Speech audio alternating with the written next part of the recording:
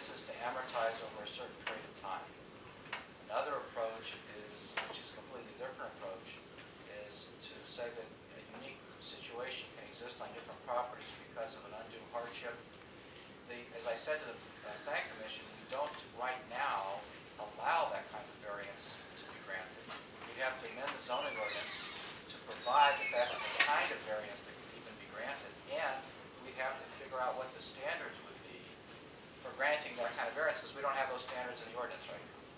My point is that rather than going through a very complicated and I would think argumentative way of granting variances, it is simpler to say all new fences as of a certain date have to comply to this ordinance. You then don't have to come up with, well, you have a funny shaped property, you got a creek going through it, you put it in 5 years ago or 12 years ago. I think you're opening it up to a lot more complexity than you need to. I second that. Absolutely. Yeah, my name is Mike Korn, 3075 Blackthorn Road, Riverwoods. I feel like an alien here because I understand the problem of having fences put up, spending thousands of dollars to plant your gardens and do what had to be done. But my concern is not what's gone on in the past. My concern is what's going to go on in the future. I moved here, like I was a baby. People have been here 40 years. I moved here 16 years ago. And I fell in love with the open spaces. I fell in love with all the woods. I understand your problem of investing money and time and energy. But I'm concerned about the future. And if we all decide to build a fence up and down Orange Brace, up and down Blackthorn, up and down Thorn Meadow, we're going to have a place that when you ride down the street, it's going to look like a penitentiary with all these fences. And I don't care what kind of fence it is. That's my major, major problem. What are we going to do in the future to put some limits, to put some proper guidelines on what's going to happen from this time on? If you've got a fence, this is something that you're going to have to deal with, the variances and how you handle these people with grandfathering. I have no problem with cages. I have no problem with what Ms. Gagerman did, putting fence around her house or putting fence around a vegetable garden or putting fence around flowers. But I do have a problem with building fences from here on out. This place could look like a penitentiary if everybody decides that they want to do fences up and down these streets and along these streets. Thank you. Thank you very much. Prior. I need to make a statement too, Bill.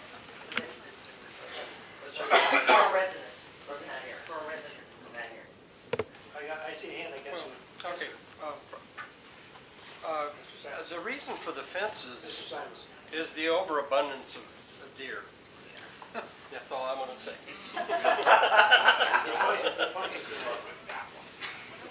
I was contacted by Mr. Verdun, who apparently shares a deer fence with the Calls and has in his side yard a particularly magnificent stand of both wild orchids and trilliums. And he asked that I bring to the board's attention a request that whatever we do with fences, that narrow piece of fence, which happens to be in the side yard, but that preserves a very magnificent stand of wildflowers, that we figure out some way that that could be grandfathered. And I promised him I would bring that up because he couldn't be here. That's that picture. That's that That picture. top picture. That's that, okay. And I did promise him I would make that statement for him. Now, should we come to some way of grandfathering fences? To answer your question specifically, if we come to some way of grandfathering the fences that exist and say from some date that we establish, we're not putting up deer fencing on perimeters, then it would seem to me that your problem of living in a penitentiary is eliminated.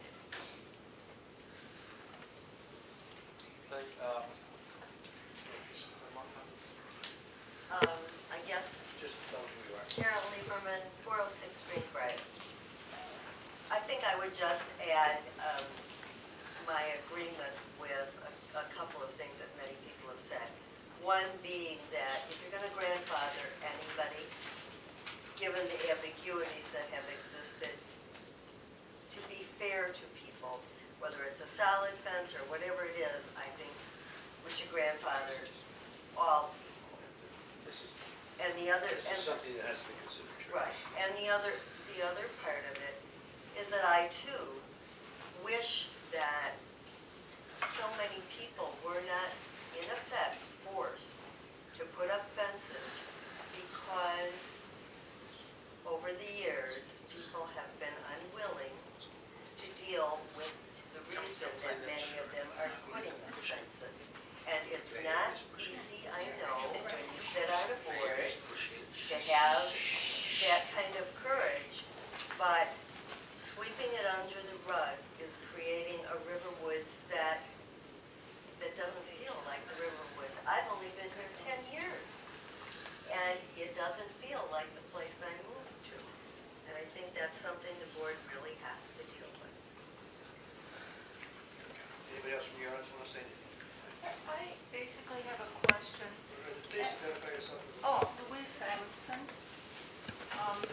And that, why was the height of 6 feet decided upon as being allowable on the perimeter, but not 7? Nothing's been decided. No, but in the ordinance. In the ordinance. In it says that. In the existing ordinance, maximum height was 6 feet. It's a common height because in most situations, leave aside a deer fence in particular, 6 feet allows for a certain amount of privacy, but it's not overbearing. For safety reasons, some of the solid fences, when they get up that high, they start to become No, suspect. I can understand that, but 6 feet, for an because open it fence. had been in the ordinance for a long time, and so with respect to with open fences, the idea was to create these corridors, and most of the testimony of the Plan Commission was that deer can eventually pass over a 6-foot fence as opposed to a higher fence. So the idea obviously was that deer would be able at some point to jump if they needed to. A lot of these issues, I mean, we can't touch on everything happened in the Plan Commission, although many of you were there. The Plan Commission looked at saying where these height limitations would be as being maybe flexible on a lot as opposed to just being on the setbacks. That would have required a lot of investigation in terms of, well, what if someone puts it on their side yard and the next person doesn't? But the idea was maybe, one idea was discussed was creating some kind of flexible envelope. Maybe along the idea that when you were showing that you had 1/3 of the property fenced and 2/3 open, that was another concept that was looked at.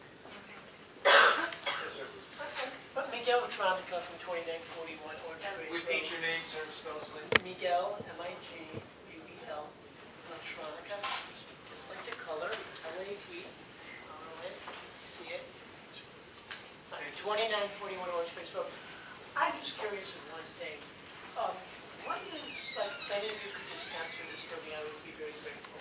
But what is the compelling reason why you wouldn't grandfather existing fences? I mean, we all know this issue is very debated, but I would just like to hear from one of you a compelling reason as to why you wouldn't grandfather people. I don't think we've reached that Actually, conclusion. one of the things that I want to make clear is that I don't know that anyone on the board has a position one way or another on any piece of this. This is something that's coming from the Plan Commission to us.